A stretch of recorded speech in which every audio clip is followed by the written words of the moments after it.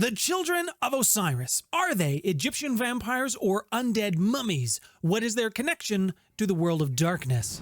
They were able to develop a discipline called Bardo, which allowed them to control the beast within. However, it is not the same as Golcanda, and we will discuss the differences coming up. But first, we need to travel back in time. We have to go back in history to understand the beginnings of Osiris before we can understand the beginnings of his children. Sometime approximately around 4000 BCE, Osiris went on a spiritual journey. On this journey, he was hoping to investigate deep mystical enlightenment and ancient thoughtful meditation. Why did Osiris begin this journey of his? He felt compelled to control the beast within him because Osiris was embraced by a vampire. He did not respond very well to being embraced, and it took him a very long time to develop these skills to tame the beast inside. This practice, this discipline that Osiris basically came up with, became known as Bardo. What is Bardo, you ask? The process of explaining Bardo is very simple. Control the beast within inside yourself. The practice to do this is not a simple task, but for those who can achieve the end results, the end goals of the Bardo practice, what it does is it allows the user, the practitioner, to retain parts of their humanity. Some can even redeem other vampires or ward off evil. It has even been known to resurrect vampires from their final death. Osiris, after having gained mastery of this discipline, decided to spread his enlightenment.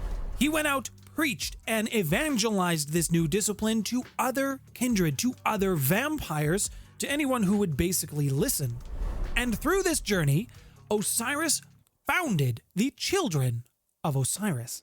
The discipline and the knowledge of Bardo was never shared outside of the bloodline for children of Osiris. The message itself was preached loud and far, so that others could come to know this discipline. But like I said, it was a very difficult thing to master. So how is Bardo different from Golcanda? Bardo does teach discipline and control over some aspects of undeath or the undead condition, although Bardo is not related to any mystical conditions such as Golcanda. Golcanda is a total realization and total acceptance of your vampiric nature. Bardo, by comparison, is based in denial. It's the Egyptian theme. I'm funny. Bardo is a denial of the beast within, as opposed to Golcanda, which is the total acceptance of the beast within. The downside to this is total mastery and continued meditations, because if you stop, the beast comes back with a vengeance because it doesn't like being ignored. How would modern vampires feel about the practice of Bardo? Well, in essence, they are not fans. Especially if you were to ask a follower of Set, because they despise humanity. The children of Osiris and the followers of Set, they have a long history with each other, and they don't play nicely in the sandbox together. They have been battling together since the time of Set and Osiris battling together. Some of these wars and battles have been very public, others have been a little more private. Osiris did actually lose to his brother Set, and as punishment, his body was rended into pieces and distributed all across Egypt. The hope or reason for doing this was that Osiris would never wake up again and they would never have to battle again. That was the thinking anyways, at least until Isis, Osiris's wife, had something to say about that. Not only did she find all of the pieces of Osiris, she reassembled them, and with her own mastery of Bardo was able to give life again to Osiris. Doing this also had a cost. Osiris would not be able to sire any more children. He would become sterile.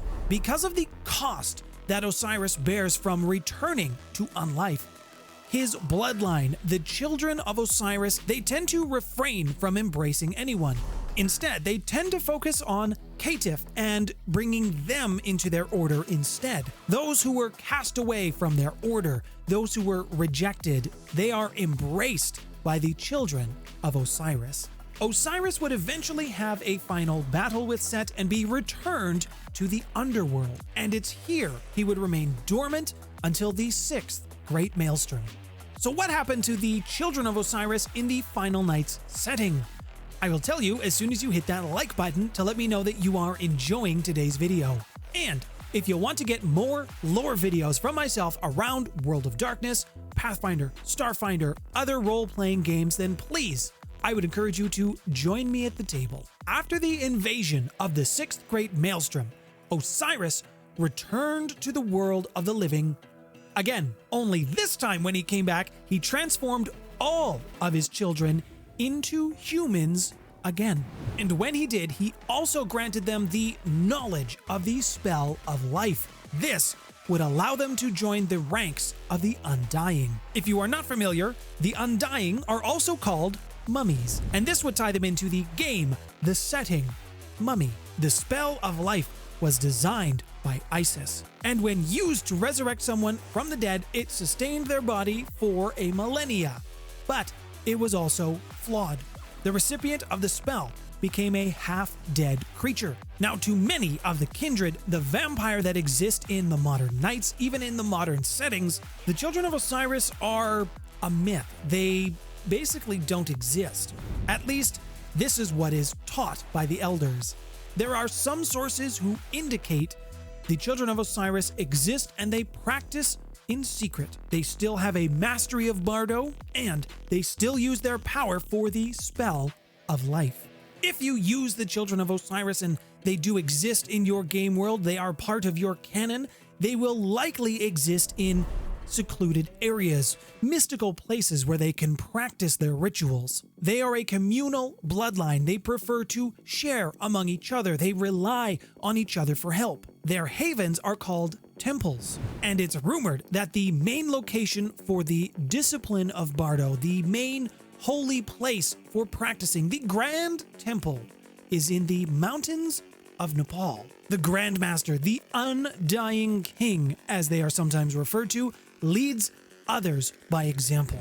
Their hierarchy is based around levels of respect, so the more status you have, the more respect you gain from others around you. Although there is a hierarchical structure, there are levels that you can attain. It is not because anyone is forced into anything. There must be balance when it comes to Bardo. It's one of the guiding principles. They strive to achieve this balance, to achieve this pure existence in what the children of Osiris would call its most impure form.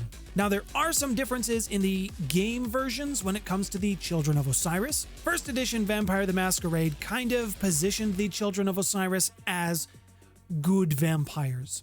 However, when it came to second edition, they were basically barely mentioned. When the game moved on to the revised editions, the children of Osiris were basically left out. They didn't fit the themes anymore. Now, the mummy material does mention Kedamon, who has a connection to Osiris as he was Osiris's first childer. They were officially removed from the metaplot of Mummy the Resurrection, at least as far as them being vampires was concerned. We do see the children of Osiris, at least one of them, make an appearance in the Cairo by Night setting, but it's from here, essentially, it's believed that the followers of Set wiped them out.